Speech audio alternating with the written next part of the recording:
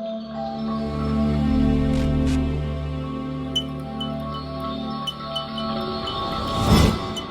everyone, this is Christian C. And in this module, we will discuss the subject of frameworks, what they are, what they do, and how you can most benefit by being aware of them. When I refer to the concept of framework, I am referring to the state of mind that someone is in particular, the automatic state of mind a person is in, as most people are interacting throughout their day from an automatic framework. This is important to be aware of since we will have interactions with people from all walks of life. We will interact with people that we know, people that we've seen before, and with about any stranger that we come across during our day. So, why do we need to understand how to read others' frameworks? Again, the question is, why do we need to understand how to read others' frameworks? Well, as soon as you're able to understand that most people operate from the framework primarily made of their ego self, yes, even with good, nice, hardworking people, well, the sooner you will move beyond experiences that can be painful and even detrimental to your health and well being. For instance, when it comes to other people not wanting you to succeed, it comes down to them acting out of their ego self.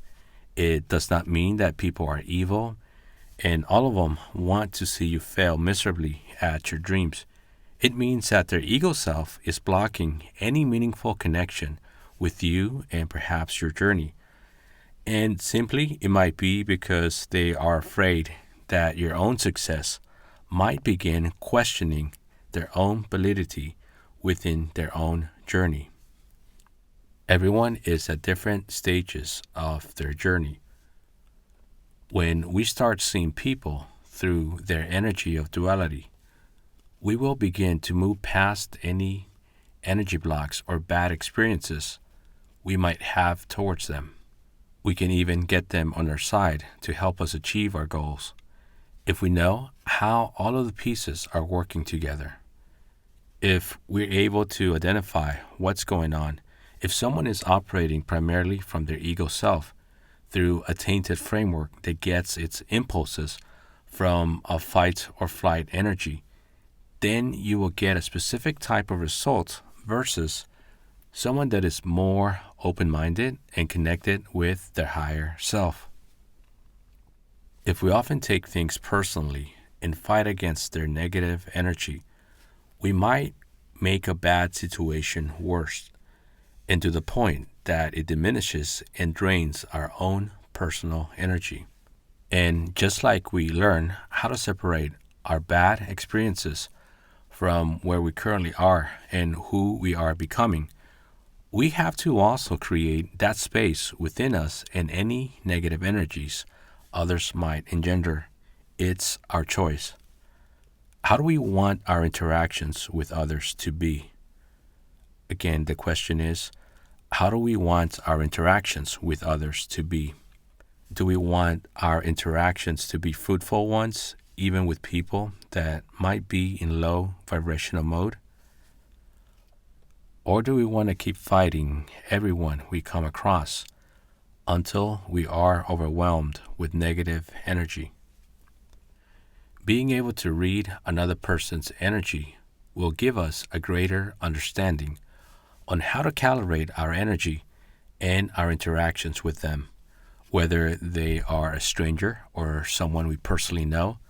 Let's break it down a bit so that perhaps this can help you during those unpredictable and even predictable interactions with others. I view another person's dual energy and attitude like this. On average, I see 90% of people leading with their ego self. And this is important to note because oftentimes we take things personally when we shouldn't. And here's a breakdown from where their negative energy might be coming from.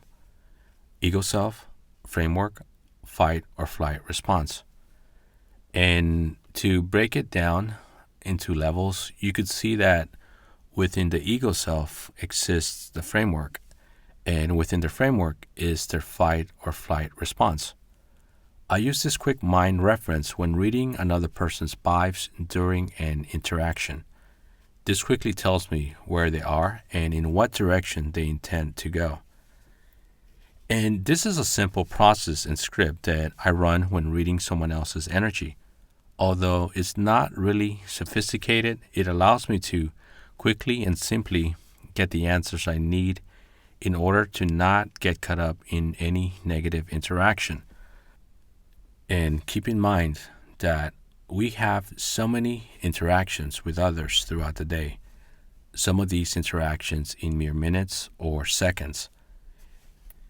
And there's so much vibrational energy going on that at times we're able to read their energy well, and at other times we don't. And let me preface this by saying that it is good to be able to calibrate and read another person's energy, but also not to the point where it will in any way affect your energy or waste your time. We simply want to create a natural process to read another person's energy. And yes, at first it will take more conscious awareness for us to get good at this, but after a while it will become a natural skill that we develop. A natural skill that, if you advance from experience, it will give you such a heightened energy and mastery of dealing with social and even business interactions. Realize that others will usually come at you from the point of their automatic framework, and we have to be able to meet that with our own automatic process most of the time so that we may react accordingly. When dealing with another person's framework, remember that we should have some sort of a preset thought and idea of how we're going to react to another person's negative energy. Having these skills of being aware of another person's automatic framework will give us the edge, and realize that their energy is connected to their ego self, which is a big part of their framework. Unfortunately, most people are on automatic pilot throughout their day, and when we realize this in that split second, even before the interaction begins, this will help us from becoming defensive, reactive, or allowing their low vibrations to influence or even take over our own energy. Not everyone is operating from an automatic framework, right? And not everyone is on autopilot and leading with their ego self during social interactions, right? You have to gauge your own situation, but I would say that most of the time, around 90%, people are operating on automatic, or if you want to call it, automatic pilot mode, especially during redundant tasks such as going to work, commuting, going to the supermarket, and being around friends, family. Let's go even further. How do we really know if someone is processing reality from the framework of their ego self or perhaps from the energy of their higher self? If they're processing from their ego self, they will attach emotional viewpoints and give out quick thinking spurts of actions or dialogue, even if they might have a plan on what to say or do. Their ego self will block this and completely go against the grain. You will tend to see their framework acting out, particularly through the fight or flight response that's ingrained within them. Most of the time, people are not even aware that they're doing this. The base framework of their thought process is based on a lot of relooping type actions and thinking. With time, they will begin to naturally detach from the ego-based framework and transfer their issue to a higher self-based level, even though this can also take a long time. And allow me to bring this point into clarity. I've seen the smartest of people, even people that we might consider geniuses, approach an interaction out of fear, running through their framework of a fight or flight response.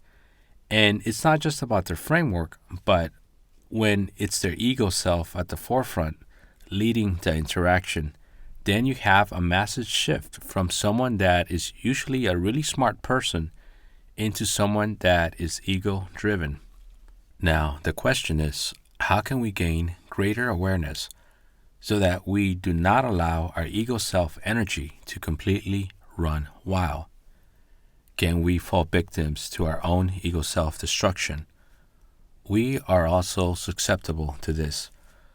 Realize that sometimes our ego self will also build up a destructive framework, and oftentimes consistent of our own fight or flight response. We have to calibrate and become more aware of our internal energy process so that we can see it from a macro level, meaning a higher universal view, so that we may be able to intercept certain areas that we need to work on. With this program and working on your inner energy, you will be able to further detect when this happens, even during counterintuitive moments. Your ego self might try to cover its own tracks and prevent you from thinking and feeling that you're building up negative energy and building up the wrong framework.